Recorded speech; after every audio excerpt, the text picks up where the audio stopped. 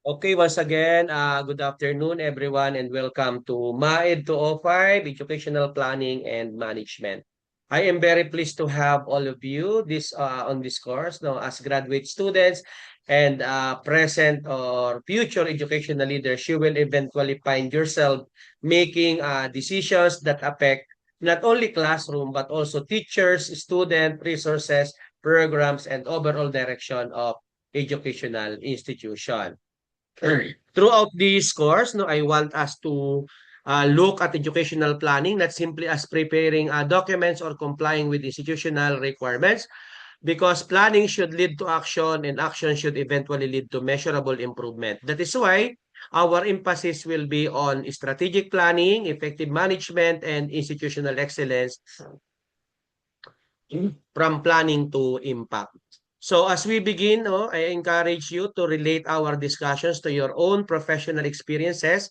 Many of you are already working in school, colleges, government agencies, or other organizations. So bring those experiences into our discussion because graduate education becomes more meaningful when theory is connected with what actually happens in the workplace. So this will be the course at a glance. No, this slide give us an overview of what we are trying to accomplish in MAID 205. Our main goal is to develop, no, or to develop your capacity, no, to diagnose, plan, lead, manage resources, monitor, and continuously improve educational institution. Notice, no, that these are interconnected responsibilities. Effective educational management cannot be reduced to one isolated function. Our course follows a very practical cycle, no? Diagnose, prioritize, plan, implement, and evaluate. We first understand the situation before deciding what needs to be done.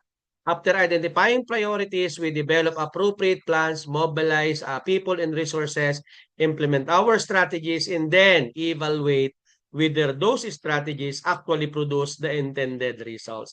Most importantly, evaluation bring us back to diagnosis. No? In other words, planning is not a one-time activity. It is a continuous improvement process. By the end of the course, you will bring these different components together into an evidence, educational strategic development, and management plan for an actual simulated educational institution.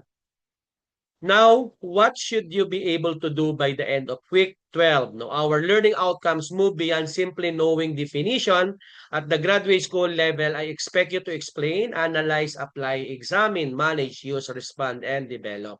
And these action words tell us that this course requires both conceptual understanding and practical application. So you will begin by explaining theories, no principles, and models of educational planning and management. From there, you will analyze institutional environments and apply strategic planning tools. And we will also examine governance, leadership, organizational system, and decision-making practices because even the best plan will fail. Take note if leader and governance mechanism are weak. Eventually, you should be able to manage different types of resources, use data and performance indicators in decision making, and respond to contemporary issues such as change, risk, inclusion, sustainability, and digital transformation. All of these competencies will come together in your final strategic development and management plan. So please remember, we are not studying this topic separately. We are building toward an integrated output. So let me now show you the overall journey of the course. The 12 weeks are deliberately organized so that we move from foundation to strategy, from strategy to performance and resilience, and finally from resilience to integration. There is a reason for this sequence. Before we can develop a strategic plan, we first met to understand the institution and the environment in which it operates. During weeks 1 to 3, we establish our foundation, no, week 4 to 7, focus on strategy and resources, how we translate our understanding of institutional realities into priorities, governance mechanism, people development, and resource allocation. Weeks 8 to 10 then brings us into performance, quality, evaluation, risk, and resilience. Then finally, weeks 11 and 12 brings everything together. We examine future direction and then integrate your work into the final educational strategic development and management plan. Then think of the entire semester as one continuous project. Each activity that you complete should contribute something meaningful to the final destination. For the first 3 weeks, no, our objective is to build a strong analytical foundation.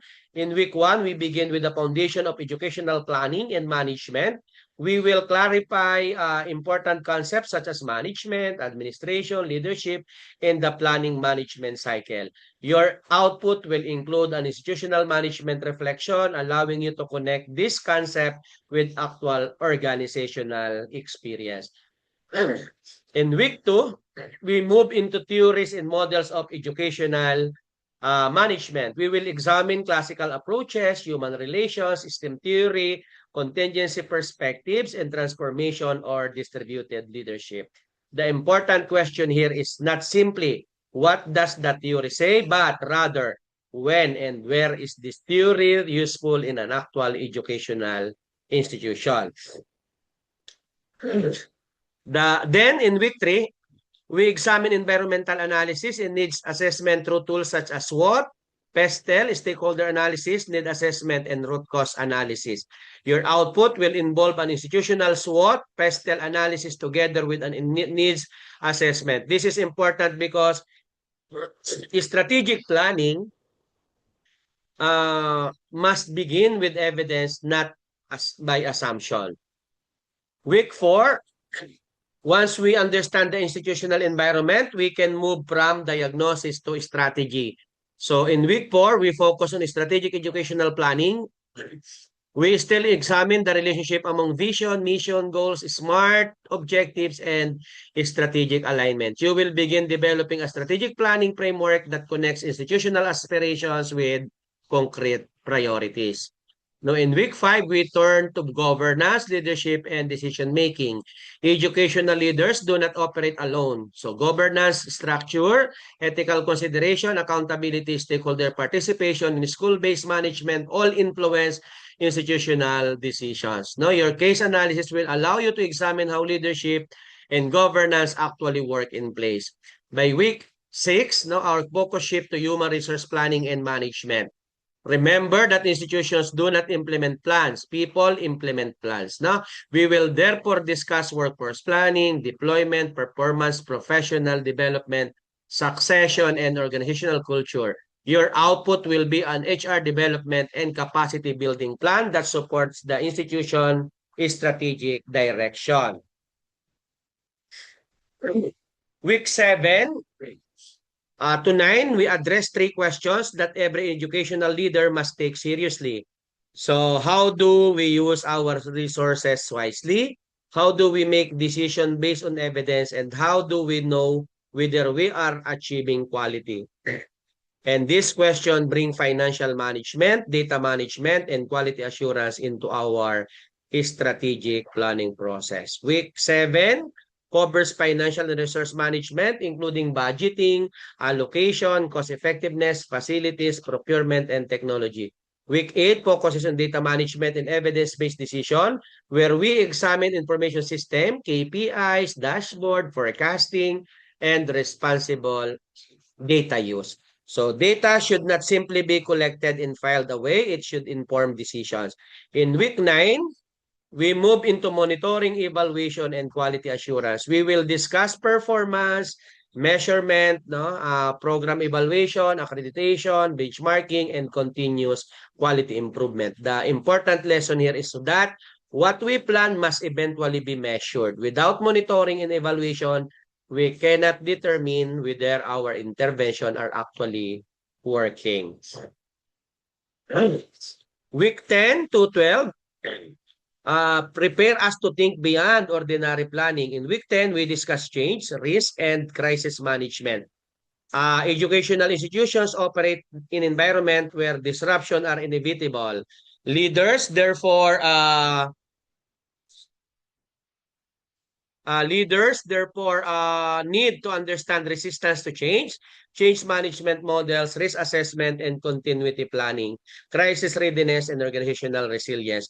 In week 11, we look forward contemporary trends and future directions. We will examine digital transformation, artificial intelligence, analytics, hybrid, education, sa ngayon, sustainability and inclusion.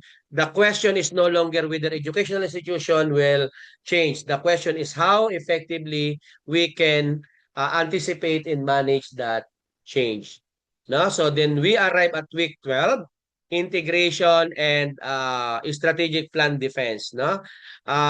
Here you will bring together priorities, resources, KPIs, monitoring and evaluation, sustainability, and the different components you develop throughout the semester. You will present and defend your final plan, demonstrating not only what you propose, but also why your recommendations are reasonable, evidence-based, and achievable. Okay?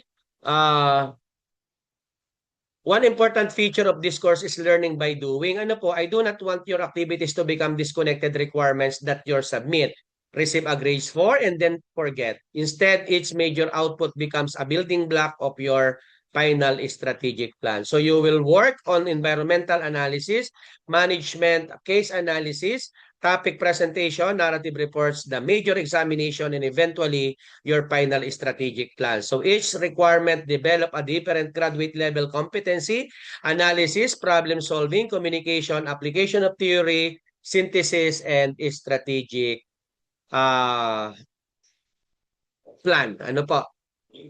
At the end of the course, I want you to have something that is not only academically acceptable, but potentially useful in actual institutional setting. Let us now discuss how your performance will be assessed. The grading structure is deliberately balanced across participation, analysis, communication, examination, and synthesis.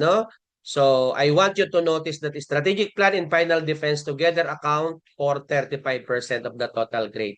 So this emphasizes the importance of integration, judgment, and application. However, every component remains important because the earlier requirements prepare you for the final output. The purpose of this assessment system is not simply to test memorization.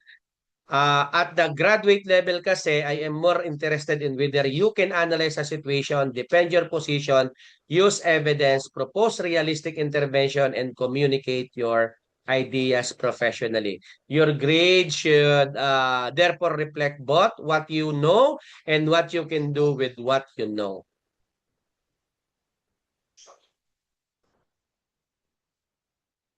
Then this slide now show the anatomy of our capstone output. So the educational strategic development and management plan. I believe that you are familiar with this, and looking forward, it is organized around 4 major components: the diagnosis, direction, execution, and assurance. These components provide a logical structure for developing a coherent institutional strategy. Diagnosis answer the question, what is our current situation? And here we examine the institutional profile. Siyempre, pag SWOT, ang strength at saka weakness, internal po yan. Opportunities saka threat, external. And the PESTEL analysis, stakeholders, needs, priorities, issues. Direction then establishes where the institution intends to go through its vision, mission, goals, SMART objectives, strategic initiative, and programs. Execution deals with the practical questions of how the plan will be implemented, human resource requirements, financial and other resources, responsibilities, and your timelines. Finally, assurance focuses on KPIs, monitoring, and evaluation. Risk management and sustainability. We notice the coherent chain or evidence leads to priorities. Priorities determine resources in implementation. Implementation is measured in measurement support improvement. Okay? So, throughout the semester, I want you to develop the habit of asking 5 very simple but powerful management questions. First, where are we now? This requires evidence, understanding of context, and identification of needs. Second, where do we need to go? This brings us to vision, priorities, and objectives. Third, how will we get there? This is where people, resources, programs, strategies, and implementation become important. And fourth, how will we know? We need KPIs, monitoring and evaluation, and quality measures to determine whether our interventions are producing results. And finally, how will we sustain it? This requires us to consider risk, change, organizational learning, and resilience. Whenever you encounter a management problem, even outside this course, try asking these 5 questions. They provide a simple framework for transforming a complicated situation into a manageable strategic process. No? So we will also be data informed. No? When you make a recommendation, be prepared to explain the evidence, the indicators, and assumptions behind it. Statements such as, I think this is better are starting points. But at the graduate level, we should be able to explain why, because based on credible information and sound reasoning. At the same time, learning will be collaborative and reflective. You will learn from your classmate experiences, perspectives, presentation, and critics. My role is not simply to give you information. I see my role as an architect of inquiry, facilitator evidence, and coach for strategic thinking. I will guide you, don't worry. But I also expect you to take ownership of your learning. No? So, educational institutions today operate in environments that are constantly changing. Therefore, a strategic plan cannot be so rigid that it becomes irrelevant when circumstances change. Our objective is not simply to produce a beautiful plan. It is to develop the capacity to adapt the plan intelligently when new realities emerge. For contemporary areas deserve particular attention. Siyempre, ngayon, digital transformation, resilience is very important right now, inclusion and sustainability. Digital transformation includes artificial intelligence, educational management, IS, and analytics. Resilience acquires institutions to prepare for risk, crisis, and continuity challenges. Inclusion reminds us that educational planning must consider access, participation, and equity. Sustainability, meanwhile, asks whether our strategies can remain viable over the long term. A successful educational leader must therefore balance innovation with stability, efficiency with equity, and immediate institutional needs with long-term sustainability. Strategic planning is ultimately about preparing institutions not only for today's challenges but also for tomorrow's possibilities. No, so as we summarize the structure of the course, notice the progression shown here. Diagnose, prioritize, plan, act, evaluate, and improve. This is our integrated strategic journey over the 12 weeks. Kasi yung 3 weeks po ay presentation at saka major exam. We begin by diagnosing the institutional context, needs, and current realities. From that evidence, we prioritize the most significant issues. We then develop strategies, objectives, and action plans. But planning alone is not enough, so we must act by implementing programs and allocating the necessary resources. No? After implementation comes evaluation. We measure performance and analyze results using evidence. Finally, we improve by using what we have learned to refine strategies and sustain impact. This is the mindset I want you to carry beyond MAED 205. Good management is a continuous cycle of evidence, decision, action, learning, and improvement. Okay, so we have a textbook, no? For our academic foundation, we will use several textbook actually and recommended reference dealing with strategic planning and so on. However, I encourage you not to limit yourself to a single textbook. At the graduate level, we should consult multiple credible sources and compare different perspectives. The references listed here, including works on strategic planning, educational leadership, management, research design, and international education frameworks can help you deepen your analysis and strengthen your written outputs. When preparing po your presentation, reports, case analysis, and strategic plan, please make proper use of scholarly and credible references. More importantly, do not cite a source merely to increase the number of references. Read it, understand it, synthesize it, and show how it supports your argument or recommendation. So I think that's it, no? Thank you. And that brings us to the end of the course orientation of MAED 205, Educational Planning and Management. I hope that this overview has given you a clear picture of where we are going and more importantly, why each topic and requirement has been included in the course. As we proceed through the semester, always encourage you to remember four important ideas reflected in our course: research, evidence, interpretation, and impact. Research provides information, evidence strengthens our decision, interpretation allow us to understand what the information means, and impact remind us why educational planning and management matter in the first place. Thank you very much, everyone. I look forward to learning with you throughout the semester. I hope that when you finish MAED 205, you will not simply say, I learned how to make the strategic plan, but instead, I would rather hear you say, I learned how to think strategically, make evidence-based decisions, manage resources responsibly, and lead educational improvement. Enjoy the rest of the semester. Keep learning, keep leading, and keep making difference. Okay, so I will provide your assigned presentation tonight, in our FB Messenger, FB group Messenger. Okay, so please, if you are not included in our final class list, kindly add your name dun po sa posted ko na list para mabigyan ko po kayo ng assigned presentation. Okay, so thank Thank you, you so sir. much and God bless everyone. Okay, so